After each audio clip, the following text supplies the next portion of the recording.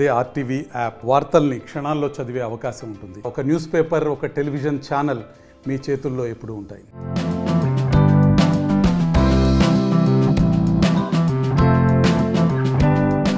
ఉద్యోగాల వేటలో అలసిపోయిన ఓ యువకుడు సరికొత్త ఆలోచనతో ఉపాధి బాట పట్టాడు. ఆ సరికొత్త ఆలోచనతో తన భవిష్యత్తును బంగారు బాటలు వేసుకుంటున్నాడు ఆ యువకుడు. అసలు ఆ యువకుడు ఎవరు, అసలు ఆ స్టోరీ ఏంటి, ఒకసారి చూసొద్దాం పదండి.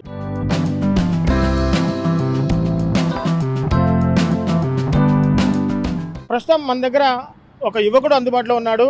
ఈ యువకుడు దాదాపు తను బీ ఫార్మసీ ఉద్యోగం చేసి బీ ఫార్మసీ చదువుకొని హైదరాబాదులో ఉద్యోగం చేసేవాడు. సో చాలని జీతాలతో జీవనం గడిపే బదులు ఏదైనా కొత్త తరహాలో ప్లాన్ చేస్తే బాగుంటుందని చెప్పేసి గత సంవత్సరంగా ఆలోచించి ఇలా హలో చాయ్ పేరుతో ఒక మొబైల్ టీ సెంటర్ని ఏర్పాటు చేశాడు ఆ యువకుడు. సో పూర్తిగా ప్రభుత్వ ఉద్యోగాల కోసం ఎంతో కష్టపడి ప్రభుత్వ ఉద్యోగాల కోసం పరీక్షలు రాశాడు. కానీ తనకు ప్రభుత్వ ఉద్యోగం ఏదీ రాలేదు. బీ ఫార్మసీ చదువుకోవడంతో కొంత హైదరాబాద్లో గత కొన్ని సంవత్సరాలుగా ప్రైవేట్ ఉద్యోగం కూడా చేశాడు. సో చాలని జీతాలు, పెరుగుతున్న ధరలు, కుటుంబ బాధ్యతలు ఎక్కువయ్యి ఇదంతా కాదు ఏదన్నా సరికొత్తగా చేయాలని చెప్పేసి కొంతకాలంగా ఆలోచించి సరికొత్త ఆలోచనలతో మొబైల్ టీ సెంటర్కి శ్రీకారం చుట్టాడు. సో ఒక పాత ఆటోను కొనుగోలు చేసి దాని వెనుక భాగంలో టీ కప్పు ఆకృతిలో ఉన్న ఒక క్యాబిన్ని తయారు చేయించాడు. సో దీనికోసం పూర్తిగా యువకుడు 2.5 లక్షలను వెచ్చించాడు. టీ కప్పు రూపంలో ఉన్న క్యాబిన్తో పాటు ఆటోకు సైతం కాఫీ కలర్ వేశాడు. సో మనం ఇప్పుడు ఆ యువకుడితో మాట్లాడే ప్రయత్నం చేద్దాం. అసలు ఆ యువకుడి ఫీలింగ్ ఎలా ఉందో చూద్దాం. సో పూర్తిగా ఖమ్మం జిల్లా కొణిజర్ల మండలం తనికెళ్ల గ్రామంలో గుండ్ల సందీప్ అనే యువకుడు బీ ఫార్మసీ చదువుకొని ఉద్యోగాల వేటలో హైదరాబాద్కి వెళ్ళాడు. అక్కడ ఒక ఫార్మసీ కంపెనీలో ఉద్యోగం 15,000కు ఉద్యోగం చేస్తున్నాడు. కానీ కుటుంబ భారం నాన్నగారు చనిపోవడంతో కుటుంబ భారం మొత్తం ఆ యువకుడి మీద పడింది. సో హైదరాబాద్లో తనకు వచ్చే 15,000 జీతం ఎటూ సరిపోక కొంత ఆవేదనకు గురయ్యాడు. వెంటనే తనే తడువుగా అతను ఒక ఆలోచనకు శ్రీకారం చుట్టాడు, అదే మొబైల్ క్యాంటీన్. సో మనం ఆ యువకుడితో మాట్లాడే ప్రదేశం. సో తమ్ముడు చెప్పు, అసలు నువ్వు ఏం చదువుకున్నావు, నీకు ఈ ఆలోచన ఎలా వచ్చింది, అసలు నువ్వు ఉద్యోగం చేసావంటున్నారు బీ ఫార్మసీ హైదరాబాద్లో, ఎక్కడ ఉద్యోగం చేసావు, నీకు ఎంత జీతం వచ్చేది, అసలు నువ్వు ఈ ఐడియా రావడానికి నీకు ఎవరన్నా ఇన్స్పిరేషన్ ఎవరైనా ఉన్నారా? హలో అండి, నా పేరు సందీప్, మాది తనికెళ్ళ కొణిజర్ల మండలం అండి. నేను హైదరాబాద్లో బీ ఫార్మసీ వరకు కంప్లీట్ చేశాను. తర్వాత ఒక 2 ఇయర్స్ 3 ఇయర్స్ వరకు ఫార్మా కంపెనీలో చేశాను. అక్కడ అంతగా నచ్చక వాతావరణం నేను మళ్ళీ మార్కెటింగ్ జాబ్ కోసం అన్నట్టుగా తిరిగాను. అండ్ మార్కెటింగ్ జాబ్లో కూడా నాకు అంత సాటిస్ఫాక్షన్ అనిపించలేదు. సో ఇలా ఉండే బదులు మనమే మన సొంత కాళ్ళ మీద మనం నిలబడి మన వ్యాపారం మనం చేసుకుంటే బాగుంటుందన్న ఆలోచనతో ఈ విధంగా ఆలోచించి ఏదైనా ఈజీగా ప్రజలకి దగ్గర అవ్వాలంటే అట్రాక్టివ్గా ఉండాలి, ఈ విధంగా కొత్తగా ఆలోచించాలని చెప్పేసి యూట్యూబ్లో అక్కడక్కడ మొత్తం సెర్చ్ చేశాను. అండ్ ఈ విధంగా మనం కప్ షేప్లో తయారు చేయించుకుంటే కనుక జనాలకి ఈజీగా అర్థమవుతుంది అండ్ ఈజీ మార్కెటింగ్ అవుతుందన్న ఆలోచనతోనే ఇది తయారు చేయించుకున్నాను. సో నీకు ఎంత ఖర్చు అయింది? ఇది నాకు వచ్చేసి 2.5 లక్షల వరకు ఖర్చు అయిందన్న. వైరాలో ఏఎల్ ఇంజనీరింగ్ కావాలని చెప్పేసి ఒక వెల్డింగ్ షాప్, ఏఎల్ ఇంజనీరింగ్ అంటారు. సో వాళ్ళు దగ్గరికి వెళ్ళి నేను ఇలా తయారు చేసుకోవాలని అనుకుంటున్నాను అని వాళ్ళకు ఒక ప్లానింగ్ లాంటి ఒక ఫోటో లాంటివి చూపించాను. సో దాంతోనే వాళ్ళు వాళ్ళ మ్యాపింగ్ వాళ్ళతో చేసేసి దీన్ని నాకు ఒక ఈ విధంగా వస్తుందన్నట్టుగా చూపించేసి ఇద్దరం కూడా దగ్గరుండి మొత్తం కూడా ఏ షేప్ అయితే బాగుంటుంది, ఎలా అయితే బాగుంటుంది అన్న ఆలోచనతో మొత్తం కూడా దగ్గరుండి తయారు చేయించుకున్నాను. సో అంటే తమ్ముడు రోజుకి అంటే ఒకే చోటు ఉంటావా, లేకుంటే అంటే స్టార్టింగ్లో ఎక్కడ ఆటో పెట్టుకొని అమ్ముకున్నావు, ఎప్పుడు రోజుకి ఎన్ని సెంటర్స్ తిరుగుతావు, రోజుకు నీకు ఎంత ఆదాయం వస్తుంది మామూలుగా? అంటే రోజుకి అన్ని సెంటర్లన్నీ తిరగడం కూడా కష్టం అవుతుంది. ఇది ఏంటంటే మనకి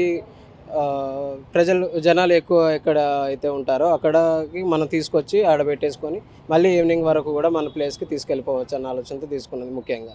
అండ్ రెండవది అయితే మనకి రెంట్ల భారం భరించలేమన్న ఈ ఆలోచనతో తీసుకున్నది.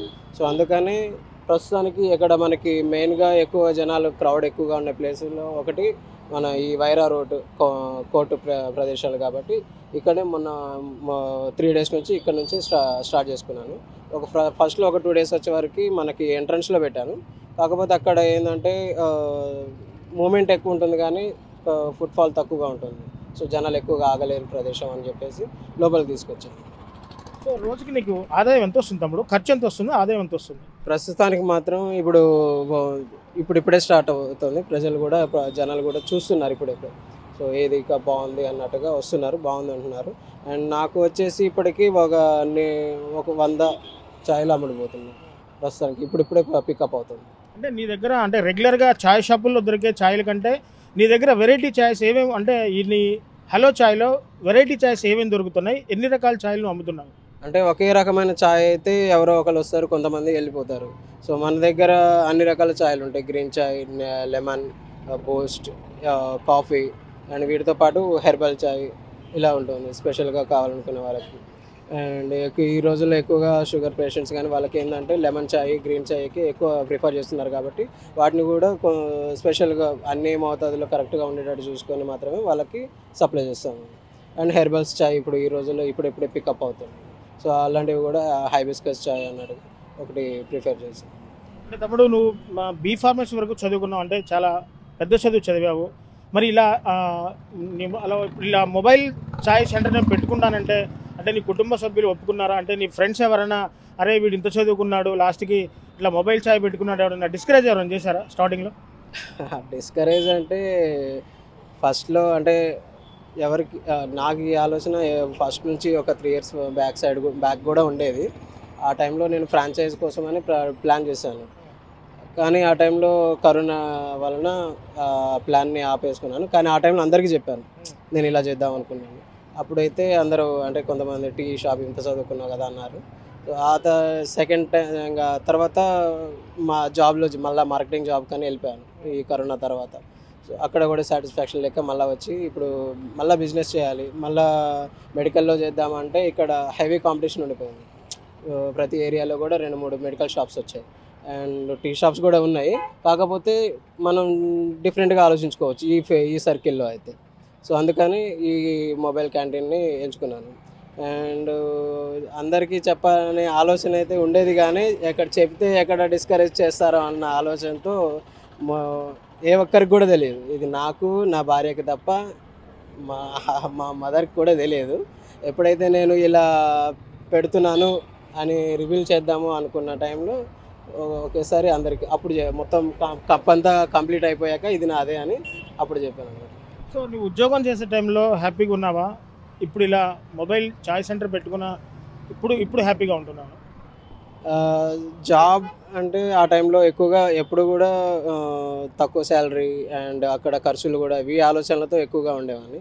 ఇక్కడ మన ఖమ్మంలో అయితే కొంచెం తక్కువ ఖర్చులు అండ్ బిజినెస్ అయితే ఇంకా ఈరోజు తక్కువ వచ్చాయనే ఆలోచన కాకుండా ఇంకా మనం ఇంప్రూవ్ అవ్వాలన్న ఆలోచన అండ్ ఇంకా ఏమైనా మార్కెటింగ్ స్కిల్స్ నేర్చుకుంటూ లెవెల్ గ్రో అప్ అవుతే ఇంకా బెటర్ ఉంటామన్న ఆలోచనతో ఉన్నాను. ప్రస్తుతానికి అయితే నాకు ఎలాంటి డిస్సాటిస్ఫాక్షన్ అయితే ఏమి లేదు దీని నుంచి.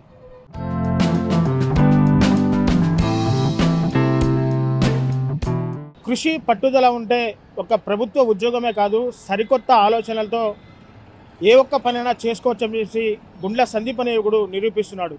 అయితే ప్రభుత్వ ఉద్యోగాలు రాలేదని మనస్తాపం చెంది ఆత్మహత్యలు చేసుకునే యువతకు ఒక సరికొత్త మెసేజ్ ఇస్తున్నాడు. ఎవరు అధైర్యపడకండి, ఎవరు ఆత్మహత్యలకు పాల్పడకండి, సరికొత్త మీ మెదడుకు పునాది పెట్టండి. మీ మెదడుకు పునాది పెడితే మీ మెదడులోంచి మీకు సరికొత్త ఆలోచనలు పుడతాయి.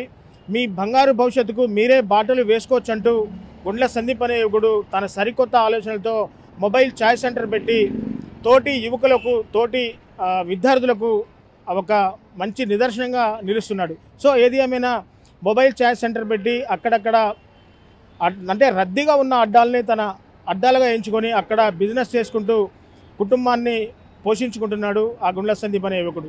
సో చూశారు కదా, పూర్తిగా కృషి ఉంటే మనుషులు ఋషులవుతారు అన్న చందాలో సందీప్ అనే యువకుడు సరికొత్త ఆలోచనలతో తన బంగారు భవిష్యత్తుకు బాటలు వేసుకున్నారు. ఇది కెమెరా పర్సన్ నాగేంద్ర బాబుతో నేను విదేవేందర్, RTV ఖమ్మం నుంచి.